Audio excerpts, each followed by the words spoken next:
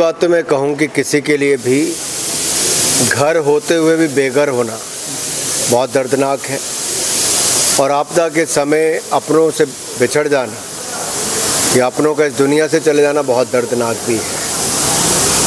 और इस दुख की घड़ी में भारतीय जनता पार्टी ने लगातार प्रयास किए हैं कि हम जनता की मदद के लिए ज़मीन पर रहें। राहत सामग्री के रूप में राशन हो, बर्तन हो, और यहाँ तक कि दवाइयाँ हो, उपचार हो, इस सब में मदद भी की है और आगे भी करेंगे। व्यक्तिगत तौर से भी हम सब ने जो चुने हुए प्रतिनिधि हैं अपने प्रयास किए हैं और आगे भी करते रहेंगे। जहाँ तक केंद्र से मदद की बात है, पहले ही जो सेना की मदद हो, एनडीआरएफ की मदद हो, ये लगातार केंद्र सरकार ने किया भी है।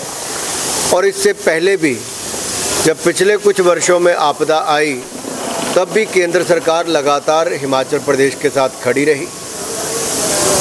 हर तरह की मदद की, चाहे घर की हो, धन की हो, या फिर एनडीआरएफ की टीमों की हो। केंद्र की ओर से कभी कोई कमी ना रही है, ना आगे रहेगी।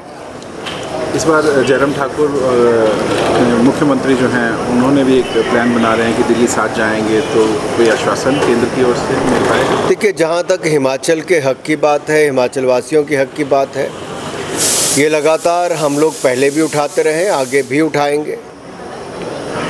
और इसमें हिमाचल के हितों के लिए कहीं पर भी जाना पड़े, किसी से बात करनी पड़े, उसमें किसी को कोई ना संकोच करना चाहिए, ना ही रहता है। हिमाचल सरकार ने जो SCCDC की 14 प्रॉपर्टियों को जो है लीज पर जो देने की प्रक्रिया शुरू की है, उसको लेके क्या कहें? हिमाचल के हितों की रक्षा करनी चाहिए, और जो वहाँ पर कर्मचारी हैं उनको कोई नुकसान ना हो, ये अवश्य देखना चाहिए। कल TMC के कुछ नेताओं ने प्रोटेस्ट मार्च किया है सिलीगुड़ी में और आरोप लगाए हैं कि बीजेपी रूल कुछ स्टेट्स हैं वो बंगाली पीपल को बांग्लादेशी लेबल करके जवाब देना चाह रही है। NRC import. मुझे लगता है एक बात का जवाब तो ममता बनर्जी जी की सरकार को ज़रूर देना चाहिए कि बांग्लादेशी घुसपैठियों के लिए सबसे आसान जगह आज पश्चिम बंगाल क्यों बन गया है। कितनी बड़ी तादाद में बांग्लादेशी घुसपैठिए आए हैं, रोहिंग्या मुसलमान आए हैं, और उनको किस तरह की मेहमान नवाजी ममता बनर्जी की सरकार करती है, इसका जवाब तो देना ही पड़ेगा। कितनों के राशन कार्ड मिल गए, कितने हिंदुस्तानियों के नाम का राशन खाते हैं ये घुसपैठिए, और किन सुविधाओं को लेकर वहाँ पर बैठे हैं, और क्या कारण है कि ममता बनर्जी की सरकार उनको संरक्षण दे रही है।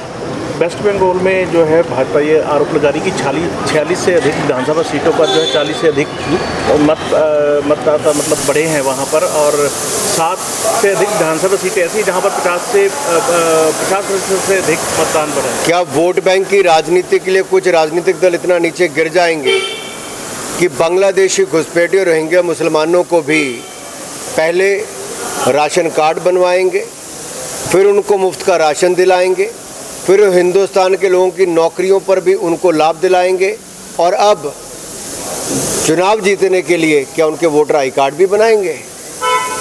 और ये दिल्ली के चुनाव में भी देखा गया था किस तरह से अरविंद केजरीवाल जी की सरकार ने इन घुसपैठियों को शरण देने का काम किया था। और आज पश्चिम बंगाल हो या अन्य ऐसे राज्य जहां पर विपक्ष की सरकारें हैं, वो अपने वोट बैंक की राजनीति के लिए आज घुसपैठियों को शरण और वोटर आई कार्ड देने तक की नौबत आती है, तो ये अपने आप में उनकी मानसिकता पर प्रश्नचिन्ह खड़ा करता है कि वोट लेने के लिए कितना नीचे गिर जाओगे। अहमदाबाद विमान हादसे को लेकर के जो पायलट एसोसिएशन है, उन्होंने AAIV की रिपोर्ट को लेकर सवाल खड़े किया और कहा है कि मीडिया में इस तरह की रिपोर्ट पहले ही लीक कर दी। मुझे लगता है बहुत जल्दी आंकलन करने की बजाय फाइनल रिपोर्ट आने का इंतज़ार करना चाहिए। अनुराग जी, एक सवाल मेरा है कि कपिल सिब्बल का कहना है जो स्पेशल इंटेंसिव रिजर्वेशन है इलेक्टोरल रूल्स में, उस पर कपिल सिब्बल कह रहे हैं कि ऐसा लग रहा है कि बीजेपी और इलेक्शन कमीशन में पार्टनरशिप है। मुझे लगता है अगर इलेक्शन कमीशन ने कुछ पहल की है तो उस पर बड़े ध्यान से देखना चाहिए, और अभी सुप्रीम कोर्ट में केस है, उस पर एक बार निर्णय आने देना चाहिए। जहाँ तक आपने मुझे पूछा कि क्या व्यक्तिगत रूप से, तो मैं यही कहूँगा कि जो सांसद मोबाइल स्वास्थ्य सेवा है उसने भी लगातार कई दिनों से सिराज विधानसभा क्षेत्र जिला मंडी में अपनी सेवाएं धर्मपुर से लेकर सिराज बाकी विधानसभा क्षेत्रों में दी है और प्रतिदिन लगभग 350 से 400 ओपीडीज़ वहाँ पर होती हैं। मुफ्त में दवाइयाँ, मुफ्त में उपचार किया जाता है, ब्रांडेड दवाइयाँ दी जाती हैं, पूरे के पूरे पत्ते दिए जाते हैं, यहाँ तक कि सैनिटरी पैड्स भी महिलाओं को मुहैया करवाए गए हैं और लगभग 200 गद्दे जो हैं वो दिए गए, राशन किट्स अलग दी गई, परिवारों के लिए जो बर्तन है, प्रेशर कुकर्स हैं, वो देने का काम किया गया। यहाँ तक कि 1000 स्कूल बैग्स हम बना के दे रहे हैं, जो कल हम उसका वितरण करेंगे, जिसमें 5000 से ज़्यादा जाएक और बिस्किट पैकेट्स भी होंगे, 2000 से ज़्यादा कॉपीज़, 2000 से ज़्यादा पेंसिल्स और शार्पनर, इरेजर, ये सब सामान, और उनको जो प्रोटीन किट है वो भी उसमें दी जाएगी और उनका जो एक बच्चों के लिए किट है वो भी अलग से उसमें तैयार की गई है।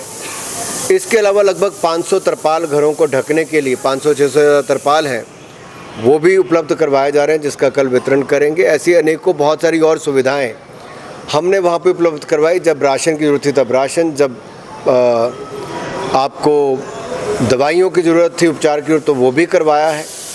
अब गद्दों से लेकर बाकी सामान या स्कूल के बच्चों को उनके लिए बैग से लेकर किट्स, ये सारी अपनी ओर से मदद कर रहे हैं ताकि वहाँ पे ज़्यादा से मदद करवाई जा सके। लोग बेघर हुए हैं तो उनके पुनर्वास की योजनाएं भी बन रही हैं। मुख्यमंत्री का कहना है कि प्रदेश में बहुत सी भूमि जो है फॉरेस्ट के अंदर है, तो उसकी क्लियरेंस को लेकर के क्या कानून में बदलाव किए जाएंगे पार्लियामेंट में, या फॉर द टाइम बिंग कोई रिलैक्सेशन दी जाएगी केंद्र की ओर से? मैं इतना ही कहूँगा, जो फौरी राहत से लेकर आज उनके पुनर्वास तक की ये पूरा जो प्लान है, जहाँ तक एक और मदद करने की बात है वो हमने की है, जहाँ तक उनको पुनर्स्थापित करने की बात है, उनको वापस रिहैबिलिटेट करने की बात है, उसके लिए जो भी कदम उठाने होंगे उस पर पूरी तरह से विचार करके जो कदम उठाने हो, जो सहयोग चाहिए होगा उसमें हर संभव सहयोग करने का प्रयास करेंगे।